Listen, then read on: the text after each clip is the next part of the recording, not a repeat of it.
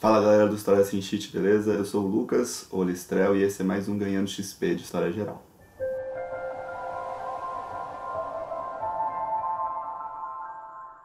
Então galera, na aula passada a gente trocou uma ideia sobre pré-história, né? Sobre o surgimento da escrita, do Estado, que levou ao surgimento dessas grandes civilizações.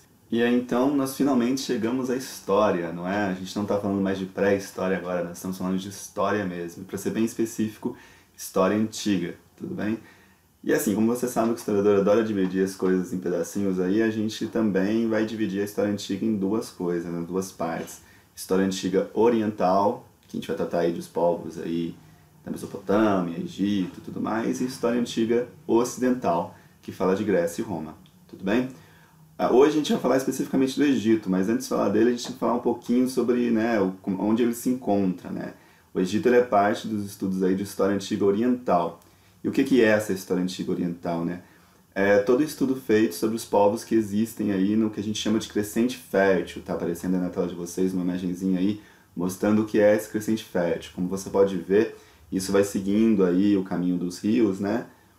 Passa aí pelo Nilo, né? Ali em cima ali não tem, mas tem o Rio Jordão, enfim, vai cair ali no Rio Tigre e Eufrates, certo? Todas as civilizações que estão aí dentro dessa área é o que a gente, né, coloca aí no estudo de história antiga oriental, beleza? Terão vídeos aí sobre essas civilizações todas, né? Mas hoje eu vou falar só do Egito, que eu acho aí que é uma das grandes, uma das civilizações mais famosinhas aí, né? Aparece muito em filme, enfim, né? Coisas aí que vocês acompanham. E por que a gente coloca todas as civilizações juntas dentro dessa área? Porque elas apresentam algumas semelhanças, né? Por exemplo, todas elas dependem do que a gente chama de modo de produção asiático, ou a gente pode chamar também de civilização de regadio, ou de civilização hidráulica. O que quer dizer tudo isso, né? Esses nomes todos são para identificar uma coisa só, que é a dependência de uma civilização, de um povo, de um rio, mais especificamente das cheias desse rio, né? É o que acontece com o Egito, né? O Egito ele conseguiu florescer e se tornar essa civilização tão grandiosa aí, porque o rio Nilo, de junho a novembro, ele enche, né? E isso torna as áreas agricultáveis, né? Como a gente fala, pode plantar lá. Como assim, né? Pensa bem, o rio Nilo nasce, aí está mostrando a imagem para vocês, lá no meio da África ele vai subindo até o norte. Deu bug? Se você em algum momento achou estranho eu falar que ele sobe em direção ao norte, é que você está confundindo posição geográfica no mapa com atitude e longitude, né? Na verdade, a região onde o rio Nilo nasce, ela é mais alta que a região onde ele deságua, né? Obviamente, porque, gente, o rio ele segue a gravidade, né? Ele não vai para o norte porque ele acha mais bonito, né? Então ele vai descer em direção ao norte. E nesse caminho todo dele vai levando muita coisa, né? O animal acaba fazendo coisas dentro dele, morre, cai árvore, enfim, todo esse material orgânico que ele vai levando, quando ele enche, né, de junho a novembro lá, ele joga todo esse material no solo e torna uma área desértica possível de se plantar, né? É um rio bem apelão, tudo bem? E claro que toda a economia do Egito, toda a questão aí de agricultura, etc, vai estar ligado a esse rio. Isso é o que levou um historiador aí grego chamado Heródoto a dizer que o Egito é uma dádiva do Nilo. Aliás, essa frase é muito boa para você guardar para pensar em qualquer civilização aí da Antiguidade Oriental, né? Porque quando não é o Nilo, é um outro rio que faz coisas bem semelhantes, certo? Mas qual que é a história, né, galera, dessa civilização aí que a gente ouve falar tanto no cinema e tudo mais? Como é que isso começou, como é que se desenvolveu a chegar no Egito que a gente aí vê, né, e conhece? Ela surge de um processo que a gente já falou um pouquinho lá na aula passada de pré-história, né? Lembra aquele momento onde as tribos aí vão se reunindo para formar grupos maiores, e depois esses grupos maiores vão se reunindo para formar grupos maiores ainda, visando aí a construção de obras de irrigação, como diques e tudo mais? Então isso vai acontecer no Egito também, né? Esses grupos que vão derivar das tribos aí vão se chamar nomos, né? Tendo líderes aí chamados de nomarcas e tudo mais. E depois esses próprios nomos vão se unir em dois grandes reinos no Egito, né? Um que fica ao norte, chamado de Baixo Egito, e um que fica ao sul, chamado de Alto Egito. Tudo bem? Eles vão ficar divididos por um tempo até que o líder do reino do sul, né, do Alto Egito, chamado Menes, vai unificar esse povo todo, né? Ou seja, vai submeter o Alto Egito, o Baixo Egito ao seu controle. Tudo bem? E aí a gente vai ter um Egito só, né, finalmente unificado, e Menes aí como seu primeiro faraó. Tudo bem? E aí vai dar início ao que a gente chama de Antigo reino, né, o antigo império aí. E ele vai ter duas capitais, né, no decorrer de toda essa duração aí, que é Tínis e Mênfis. É um momento de fortalecimento muito desse faraó, vai ter uma monarquia extremamente despótica aí, né, ou seja, extremamente autoritária, e toda uma burocracia que garante esse poder a esse faraó, se tornando cada vez mais importante. E é também um momento que vai, assim, ter uma construção um dos pirâmides mais famosas do Egito, que é a de Kelps, né, mas também a de Kefren, né, as pirâmides são edificadas aí e tudo mais, né.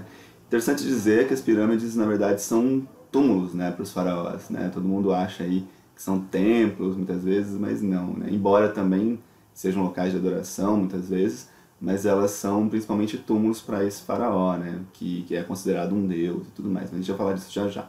Mas no finalzinho desse momento, né, desse período, a gente vai ter um enfraquecimento do poder desse faraó e o fortalecimento dos nomarcas, né, cada região aí do Egito começa a ficar um pouco mais autônoma, né, não ouvindo mais aí as orientações do faraó. E aí a gente vai entrar no que a gente chama de Médio Império, né? Aí a principal capital durante todo o Médio Império foi Tebas, e é o momento que o faraó recupera aí o seu poder, né? Vai ter uma expansão aí grande até do Egito nesse momento, mas o principal mesmo, né, de lembrar desse período aí, é que os Hicsos invadem o Egito no finalzinho, em 1800 a.C., os Hicsos tomam todo o norte da região aí do Nilo, né, o delta do Nilo, aquela região maior dele lá, e se estabelecem ali por um tempo.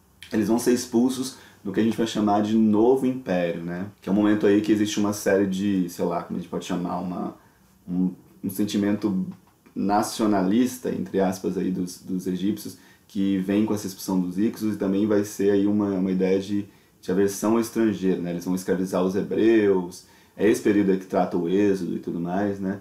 E aí a gente fica conhecendo talvez como o período mais famoso aí do Egito, que mais aparece em filmes e tudo mais. E é onde o faraó atinge o maior poder, assim, né? A expansão do Egito, ela vai tomar grandes terras aí, vai ter um momento de apogeu desse império, né? Como a gente chama, e vai ser o Egito super poderoso que a gente conhece aí, né? É importante lembrar o seguinte, é nesse período do Novo Império que acontece uma coisa um pouco esquisita na religião egípcia, né? Até então, os egípcios eram politeístas, ou seja, eles acreditavam em vários deuses. É claro, tinha aqueles deuses principais, o faraó também era considerado um deus, mas eles eram politeístas, tinham vários deuses. Até que um faraó, chamado Amenófis IV, ele decide acabar com isso. Ele decreta que existe apenas um deus, chamado Atom, e que ele, o Amenófis, seria o único a falar, né, por esse deus. Ele então se dá o nome de Akhenaton, que seria aí aquele que fala por Atom, né? Isso vai durar todo o tempo da vida dele aí, né? A gente acredita que ele fez isso principalmente para diminuir o poder dos sacerdotes, que era considerável, mas quando ele morre, o Egito volta aí a ser politeísta. Não pegou muito essa ideia, tudo bem, do monoteísmo. Mas por que eu estou falando isso? Porque já caiu questões aí na FUVEST perguntando quais civilizações aí do Crescente Fértil, né, tiveram em algum momento da sua história, né, uma religião monoteísta. E aí a resposta correta era Egito e hebreus, né, os egípcios e os hebreus. Então é bom ficar ligado nessa historinha aí, beleza? Pode cair de novo. Enfim, depois do ano 1100 a.C., começa a decadência do Egito, né? Ele vai perdendo seus posses, vai sofrendo aí invasões de vários povos, é conquistado, né, boa parte dele pelos assírios, né, no decorrer desse tempo. Até vai ter um momento aí onde você vai ter a cidade de Sais, né, retomando sua autonomia perante os assírios, aí, estabelecendo aí uma série de regras próprias e tudo mais, mas isso não vai durar muito. Esse negócio que a gente chama aí de renascimento saita, ele vai ser curtinho aí, né, curtinho para a história, né, menos aí de 100 anos, e aí logo depois toda essa região aí vai ser realmente, né, colocada sob domínio dos assírios.